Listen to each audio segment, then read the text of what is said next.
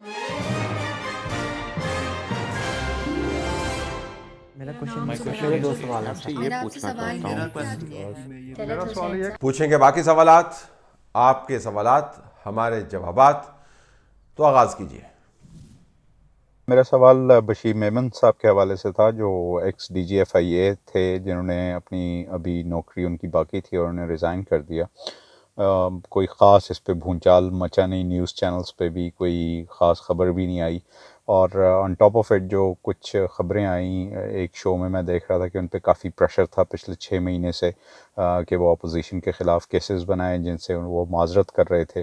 तो फाइनली उन्होंने रिज़ाइन भी कर दिया, और अब जो नए DGFIA तैनात हुए हैं वो भी मुतनाज़ा हैं। उनके काफ़ी इश्यूज़ सामने आए थे ड्यूरिंग पनामा केस जब वो इन्वेस्टिगेट कर रहे थे, और ये भी मैंने ख़बर पढ़ी कि बशीर मेमन साहब को 1-on-1 मीटिंग के लिए भी बुलाया गया, और उस इन्वेस्टिगेटिंग ऑफिसर को भी बुलाया गया जो एक बहुत हसास केस की इन्वेस्टिगेशन कर रहे थे। तो क्या ये तरीक़ाकार होता है मदीना की रियासत का कि अपने मुखालफों के जो केसेस होते हैं उसके ऊपर प्रेशराइज़ करें, उन ऑफिसर्स को बुलाया जाए, उनको बताया जाए कौन सी दफ़ात लगानी है, क्या करना है, आपके पास क्या मालूमात हैं? अगर मालूमात नहीं हैं तो तज्ज़िया इस पे काइंडली कर दीजिएगा। थैंक यू जी। कुछ मालूमात हैं। बशीर मेमन साहब से मेरा अपना भी रब्ता रहा है, एक उस केस के सिलसिले में जिसमें एक भोंडी और गंदी कैंपेन चलाई गई मेरी फैमिली के बारे में। मैंने बाकायदा इसके ऊपर एक मुकदमा दायर किया, फिर वेबसाइट्स को ट्रैक डाउन किया, और उसके बाद हमें पता चला कि वो वेबसाइट्स चला रहे हैं जिनको डील करने के लिए FIA की ताकत जो है वो काफ़ी नहीं है, और उनके पर जलते हैं। तो केस अभी तक पेंडिंग है।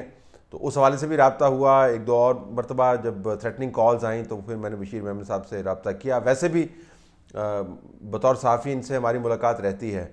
अच्छे अफसर हैं, तगड़े अफसर हैं, क्लीन रेपुटेशन वाले अफसर हैं। सिंध के अंदर रहते हुए उन्होंने आसिफ अली जरदारी के प्रेशर्स बर्दाश्त किए। जहाँ पर उनके ऊपर प्रेशर्स थे, न्यूज़ में मेरे ख्याल में उमर चीमा की रिपोर्ट है जिसमें तफसील से जिक्र किया गया कि उनके ऊपर क्या क्या प्रेशर्स थे। ये मालूमात बिल्कुल दुरुस्त हैं। इसके अलावा मेरे ख्याल में एक जो मिसिंग स्टोरी है जो आने वाले दिनों में आपके सामने आएगी कि इनको कहा गया कि किन किन सहाफ़ियों को पकड़ें, और में से जिन सहाफ़ियों के नाम आएंगे आप देखेंगे कि हैरान होंगे कि किन किन सहाफ़ियों को इन्होंने पकड़ने को कहा। मैं इतना ही कह के यहाँ पे छोड़ देता हूँ ताकि जब मालूमात आपके पास आए तो आपको पता चले कि मैंने पहले आपको बता दिया था। जो मुनाफिकीन हैं, सियासी मुनाफिकीन, उनका आला तरीन जो दर्जा है वो दर्जा है कि वो तमाम वो बातें करते हैं जिसकी मुखालफत वो पब्लिकली करते हैं। हमने पिछले कई सालों से सुना कि इदारों के तकद्दुस को हमने बरकरार रखना है, हमने इदारों को बिल्ड करना है, और जो institutional approach to political governance है एक बहुत बड़ा मौजू है इल्म सियासियात के अंदर और गवर्नेंस के लिटरेचर के अंदर।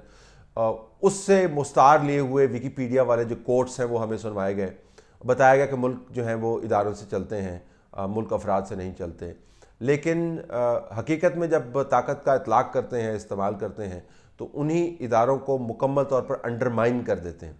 FIA एक ऐसा इदारा है जो बहुत मौसर किरदार अदा कर रहा है, कर सकता है। इसमें बहुत सी खामियां हैं और मैं फ़िलहाल खामियों के ऊपर रिफ्लेक्ट नहीं करना चाहूँगा, ये FIA से मुतल्लिक़ सवाल नहीं है। लेकिन इस इदारे को दूसरे इदारों की तरह बेदरेग इस्तेमाल किया गया अपने सियासी मुखालफिन को ढाने के लिए। बल्कि दूसरे जो अहम इदारे हैं उनके सरबराहान का जब भी आप रवैया देखते हैं तो वो इस्तिलाहें याद आती हैं जो इमरान खान साहब दूसरों के लिए इस्तेमाल करते थे। रेलू कट्टे जिनको आप कहते हैं, बगल बच्चे जिनको आप कहते हैं। यानी जिस मुल्क का गवर्नर स्टेट बैंक जो है वो हुकूमत के साथ ऐसे जुड़ के काम कर रहा हो कि जैसे उनका ग्रेड 19 का अफसर है, वहाँ पर आप क्या तवक्को करेंगे कि कितनी आज़ाद पॉलिसी जो है, मुआशी पॉलिसी सुपरविजन जो हो सकती है। जिस मुल्क के बड़े सूबे के अंदर IGs ऐसे तब्दील हो रहे हों कि जैसे बच्चे पैम्पर्स तब्दील करवाते हैं, वहाँ पर आप क्या गवर्नेंस देख रहे होंगे। जिस मुल्क के वज़ीर आज़म के इंफॉर्मेशन के नुमाइंदगान 2 दर्जन के करीब तो ख़ुद हों और आधे दर्जन के करीब उन्होंने अपॉइंट किए हों और हर वक्त वो चेंज होते रहे, वहाँ से आप क्या तवक्को करेंगे? कौन सा इंस्टीट्यूशनल गवर्नेंस हो रही है यहाँ पे? इस वक्त मुल्क के ऊपर एक इनफरादी اور کیوٹک طاقت کا جبر جو ہے مسلط کیا گیا ہے. اور بشیر میمن صاحب کا جو کیس ہے اس جبر کا ایک حصہ ہے. جب آپ سمجھتے ہیں، آپ دوسروں کو کہتے ہیں کہ آپ بادشاہوں کی طرح کام کرتے ہیں، لیکن آپ خود کو بادشاہوں سے بھی اوپر آپ نے متعین کیا ہوا ہے. آپ تو بالکل فلک سے ایک کوس نیچے رہ کر کام کرتے ہیں اور لوگوں کو اپنی انگلیوں کے اشاروں کے اوپر سے تبدیل کرتے ہیں. تو یہ طریقہ کار جو ہے اس تمام دعوے کی بالکل نفی کرتا ہے جس دعوے کی بنیاد کے اوپر ایک سیاسی امیج کریٹ کیا گیا تھا کہ انسٹیٹیوشنلائز گورننس ہوگی. تو بشیر میمن صاحب کا کیس بہت اہم ہے، اور جو لوگ کام کر رہے ہیں جن صاحب کا آپ نے ذکر کیا، ان کے بارے میں بڑی ریپوٹیشن ہے جی کہ بڑے زبردست افسر ہیں اور اچھے باس ہیں، لیکن ریپوٹیشن اعمال سے بنتی ہیں، ریپوٹیشن ٹویٹ سے نہیں بنتی ہیں. اور جب اعمال ایسے ہوں جیسے کہ ہمارے سامنے رہے ہیں تو اس کے بعد ہم یہی توقع کریں گے کہ ایف آئی اے اب وہ تمام کام کرے گی جو بشیر میمن کے نیچے وہ نہیں کرنا چاہ رہی تھی. طارق صاحب، یہ آج کل جو ہے وہ کافی جو ہے وائرل ہوئی ہیں دارالعوان کی لڑکیوں کی جو بہت دہائیاں دے رہی ہیں، اور وہ کچھ الزامات بھی لگا رہی ہیں حکمرانوں کے اوپر اور وزراء پہ. تو وہ کیا صحیح ہے وہ خبر، اور وہ کیا وہ ویڈیوز جو آ رہی ہیں اس طرح کی، دو میری نظروں سے گزری ہیں، تو ذرا بتائیے گا. بڑی تو تشویشناک بات ہے اور بڑی افسوس کی بات ہے. طلعت صاحب، میرا سوال آپ سے یہ ہے کہ یہ جو دارالامان میں یہ بچیاں سپلائی کرنے والی باتیں اور پی ٹی آئی کے وزیر چیمہ صاحب کی انوالومنٹ نظر آ رہی ہے، اس پہ میڈیا کوئی ایکشن کیوں نہیں لے رہا، اور اس پہ کوئی ایکشن کیوں نہیں ہو رہا ہے؟ صرف سوشل میڈیا پہ یہ باتیں آ رہی ہیں.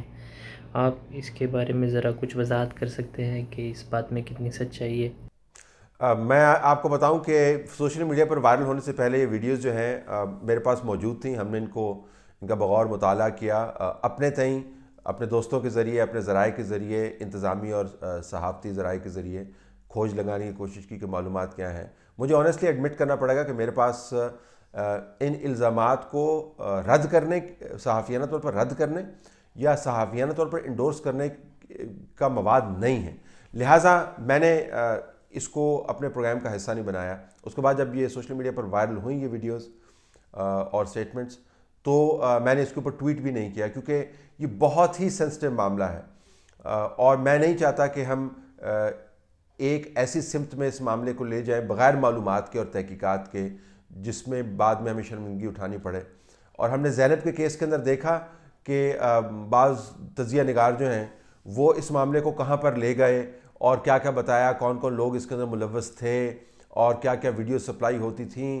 آپ نے دیکھا کتنا ہیجان برپا کیا گیا، تمام ریاست کے ادارے اس کے اندر ملوث ہو گئے. خیر اس کا تو ایک سیاسی پہلو بھی تھا، کیونکہ پی ایم ایل این کی حکومت کو نیست و نابود کرنا تھا، تو سب اس کے اوپر، اس بینڈ ویگن کے اوپر سوار ہو گئے. اس کے بعد پاکستان کے اندر ہماری اپنی بچیوں کے ساتھ جو کچھ ہوتا رہا ہے تواتر کے ساتھ، اس کے اوپر تو کبھی کسی نے کوئی ٹویٹ نہیں کیا، اور کسی نے یہ نہیں کہا جی کہ ہم بالکل آپ کو فورینزک ایویڈنس تلاش کرنے کے لیے آپ کی مدد کریں گے اور ڈٹ جائیں وغیرہ وغیرہ. سب بچیاں ساتھ نہیں ہوتی ہیں، لیکن زینب جو تھی اس کا کیس بیچاری کا اللہ اس کی روح کو ثواب دے اور جنت میں جگہ دے، اور اس کے جو لواحقین ہیں ظاہر ان کا تو ساری زندگی کا دکھ ہے، ابھی بھی اس دکھ میں ڈوبے ہوئے ہیں، ان کو بھی صبر دے. اس کا کیس ایک یونیک موقع پر ہوا تھا، لیکن سبق ہم نے یہ نکالا اس کیس سے کہ جب تک تحقیقات مکمل نہیں ہو جائیں، حتمی معلومات سامنے نہیں آ جائیں، تو ایسے کیسز کو ذرا طریقے سے ہینڈل کرنا چاہیے. اب یہ کہنے کے بعد جو اولین ذمہ داری ہے اس کے اوپر ابھی تک تو وزیر اعظم کو انویسٹیگیشن آرڈر کر دینی چاہیے تھی. اس کے اوپر تو ابھی تک پنجاب کے گورنر کو اور پنجاب کے چیف منسٹر کو انویسٹیگیشن آرڈر کر دینی چاہیے تھی. اس کے اوپر تو متعلقہ منسٹرز کو باقاعدہ بیانات دینے چاہیے تھے. سپریم کورٹ کو سو موٹو نوٹس اس کے اوپر لے لینا چاہیے تھا. ہائی کورٹ کے اندر ریٹ فائل ہو جانی چاہیے تھی. یہ اتنا بڑا معاملہ ہے تاکہ چیزیں سامنے آئیں. وہ نہیں ہوا، جس کی وجہ سے شکوک و شبہات کو تقویت ملتی ہے. تو میں یہیں تک رک جاتا ہوں اور یہ کہتا ہوں کہ بہت ضروری ہے کہ ان الزامات کی باقاعدہ شفافانہ تحقیقات کی جائیں اور معلومات لوگوں کے سامنے آئی جائیں. میرے پاس جب معلومات پہنچیں گی حتمی طور پر تو میں آپ تک پہنچا دوں گا. فی الحال میں اس کے اوپر صحافیانہ ججمنٹ سے گریز کرتا ہوں، میرے پاس اتنی معلومات نہیں. طلعت بھائی، میں اسلام آباد سے بات کر رہا ہوں، صبور۔ سر، یہ جو حکومتی حلقے ہیں، یہ جو ابھی پچھلے دنوں ایک اپوائنٹمنٹ کی ہے انہوں نے عاصم باجوہ صاحب کو، جو سی پیک اتھارٹی کا چیئرمین بنایا ہے، اس پہ حکومتی حلقے یہ تاثر پھیلانے کی کوشش کر رہے ہیں، اور میری 2-3 لوگوں سے بات بھی ہوئی، وہ کہہ رہے ہیں جی چائنا کے کہنے پہ ہم نے یہ اپوائنٹمنٹ کی ہے۔ سر، آپ سے سوال یہ پوچھنا ہے، کیا یہ وقت آ گیا ہے کہ اب ہم چائنا کی اس طرح کی باتیں ماننا شروع کریں گے؟ اور کل کو اگر انہوں نے کہا کہ نہیں جی پاکستان میں ہمیں وزیر اعظم بھی فوج کا چاہیے، تو پھر مطلب یہ حالات کس طرف جا رہے ہیں؟ کیا وہ وقت آ گیا ہے کہ ہم چائنا کی اس طرح کی باتیں ماننا شروع کر کے اس طرح کی نوکریاں بھی ہم چائنا کی مرضی سے دینا شروع کر دیں؟ پلیز جواب دیجیے گا۔ دیکھیں، میرے علم میں نہیں ہے کسی ایسے ذمہ دار شخص کا بیان جس میں انہوں نے کہا ہو کہ عاصم باجوہ صاحب کی جو اپوائنٹمنٹ ہے وہ چائنا کے کہنے پر ہوئی ہے۔ میرے علم میں نہیں ہے، ہو سکتا ہے آیا ہو بیان اور میں اس کو پڑھ نہ پایا ہوں، لہٰذا میں نہیں سمجھتا کہ اس کو بنیاد بنا کر ہم کوئی رائے قائم کر سکتے ہیں۔ اصولی طور پر میں آپ سے اتفاق کرتا ہوں، اور اس اپوائنٹمنٹ کے حوالے سے میں بات نہیں کر رہا، اس کے اوپر میں ریفلیکٹ کر چکا ہوں۔ وہ اب معاملہ جو ہے وہ کم از کم جواب کی حد تک ختم ہے، تجزیہ کی حد تک ختم ہے۔ جب کوئی نیا ایشو آئے گا تو ہم اس کو ٹیک اپ کریں گے، لیکن میں نے اس پر رائے کا اظہار کر دیا۔ اصولی طور پر یہ بڑا سنجیدہ معاملہ ہے۔ آپ نے دیکھا ہوگا کہ پچھلے دنوں یہ کہا گیا کہ جو پاکستان کے اندر معاشی ٹیم ہے جس نے IMF کے ساتھ نیگوشیٹ کرنا ہے، اس معاشی ٹیم کے جو اہم ترین ممبران ہیں وہ ورلڈ بینک اور IMF کی کنسلٹیشن کے ساتھ لگائے گئے۔ یہ باقاعدہ ریکارڈ کا حصہ ہے۔ پھر شیخ رشید صاحب کا بیان آتا ہے جس کے اندر وہ کہتے ہیں کہ چائنا میری منسٹری کی پرفارمنس سے مطمئن ہے، اور پھر بعض منسٹرز کی پورٹ فولیوز چینج کرنے کی بات ہوتی ہے اور خبروں کی کوئی تردید نہیں کرتا جس میں کہا گیا کہ چائنا ان سے ناخوش ہے۔ جب آپ ایسی خبریں سنتے ہیں تو جو آپ نے ویو بنایا ہے وہ ویو بننا جو ہے وہ بہت جائز ہے۔ حقیقت کے ساتھ وہ جڑا ہوا ہے یا نہیں ہوا ہے، یہ ایک علیحدہ بحث ہے، کہ وہ جائز ہے کہ آپ نے کیوں ایک ایسا امیج بنا دیا ہے کہ ہر بیرونی طاقت، اہم طاقت جو ہے، اپنے معاملات کے اوپر اپنی مرضی اس حد تک مسلط کرے کہ کابینہ کے اندر پورٹ فولیوز جو ہیں وہ ڈٹرمن کرنے لگ جائیں۔ منسٹرز اپنی منسٹری کی کارکردگی کی رپورٹس کا حوالہ کسی اور دارالخلافہ کے اندر جو مثبت رویہ ہے اس کو بنا کر پیش کریں اور اس کے اوپر اترائیں۔ یہ نوبت یہاں پر کیسے پہنچی؟ یہ بہت بڑا سوال ہے۔ جب آپ نیشنل سوورینٹی کی بات کرتے ہیں نا، تو سیمینار روم ڈسکشن نہیں ہے، یہ پوڈیم پہ کھڑے ہو کے لوگوں کو انگلیاں ہلا ہلا کے لیکچر دینے والا معاملہ نہیں ہے۔ نیشنل سوورینٹی ہے، سر چڑھ کر بولتی ہے، ہر شعبہ ہے زندگی کے اندر نظر آتی ہے۔ اس کا تعلق آپ کے اور میرے قد کاٹ سے یا چھاتی چوڑا کر کے چلنے سے یا بندوق اٹھانے سے یا قلم اٹھانے سے نہیں ہے، اس کا تعلق اس امیج سے ہے جو اجتماعی طور پر اہم ترین شعبوں پر فائز لوگ اس ملک کے بارے میں بناتے ہیں۔ اور جو طاقت میں رہا ہے وہ اس کا خیال ہے کہ اس نے بڑا نیشنل سوورینٹی کے لیے کارنامہ کیا۔ جب طاقت سے نکلا ہے تو کچا چٹا سامنے آ جاتا ہے کہ نیشنل سوورینٹی کے نام کے اوپر اپنی سوورینٹی قائم رکھنے کی کتنی کوشش کرتے تھے۔ تو یہ ایک ہم نے رویہ بنا دیا بدقسمتی سے۔ آپ نے یہ سوال اٹھائے ہیں، اس کا ایک پس منظر ہے، وہ ہم سمجھتے ہیں کہ پس منظر کیا ہے، اس سے میں اتفاق کرتا ہوں۔ عاصم باجوہ صاحب کی اپوائنٹمنٹ کے حوالے سے میرے پاس ایسی کوئی معلومات نہیں ہے کہ میں آپ کے جواب کو یا آپ کی جو خدشات ہیں اس کو انڈورس کر پاؤں۔ سر، میرا سوال یہ ہے آپ سے کہ یہ جو طلبہ تنظیمیں جو دوبارہ ان کی بحالی کر رہے ہیں، اس کی وجہ سے ملک میں جو افراتفری کا عالم نہیں پڑ جائے گا؟ یہ اپنی بدماشی کریں گے اور پریشانی پیدا کریں گے معاشرے میں۔ آپ کی رائے اس کے بارے میں کیا ہے؟ اور پلیز مہربانی آپ اس کا جواب لازمی دیجیے گا۔ مشکل جواب ہے اس وجہ سے کہ میں اصولی طور پر اتفاق کرتا ہوں کہ ہمیں طلباء کو اجتماعی طور پر منظم کرنا چاہیے، ان کی تربیت سازی کرنی چاہیے، سیاسی معاملات میں نہیں، اگر ہے بھی تو کوئی اس میں حرج نہیں ہے، پولیٹیکل رول طلباء کا بہت اہم ہے، ووٹرز ہیں وہ، تو کم از کم ان کو یہ پتہ ہونا چاہیے کہ زندگی کے اندر اداروں کے ساتھ رہ کر اور تنظیم کے ساتھ رہ کر کام کیسے کرنا ہے۔ اور بہت اچھا ہوگا اگر آپ طلباء کی تنظیمیں بنا دیں گے تو یہ جو سیکٹیرینزم ہے یا ایتھنیسٹی کی بیس کے اوپر تنظیمیں بنتی ہیں ان کو ایک سانجھا پلیٹ فارم مل جائے گا۔ کم از کم تھیری ہے، پریکٹس کے اندر میں آپ سے اتفاق کرتا ہوں کہ جب آپ تعلیم کو بحال نہیں کرتے ہیں اور سرگرمیوں کے لیے آپ تنظیموں کو بحال کریں گے تو انیویٹیبلی اس اچھے جیسچر کا نقصان بھی بہت زیادہ ہوگا۔ دیکھیں، ایک پیکج ہے، political awareness, quality of education, national integration, ایک پورا پیرامڈ ہے ایک احرام ہے جو بنا ہوا ہے جس کی بیس بڑی وائڈ ہے اور اوپر سے جا کے وہ نوکیلا ہو جاتا ہے. تو جب آپ اس بیس کو اسٹرینتھن نہیں کرتے ہیں تو اس کے اوپر آپ کون کو کھڑا نہیں کر سکتے ہیں. تو ایک تنظیموں کی بحالی سے طلباء سے متعلق جو معاملات ہیں وہ حل نہیں ہو جائیں گے.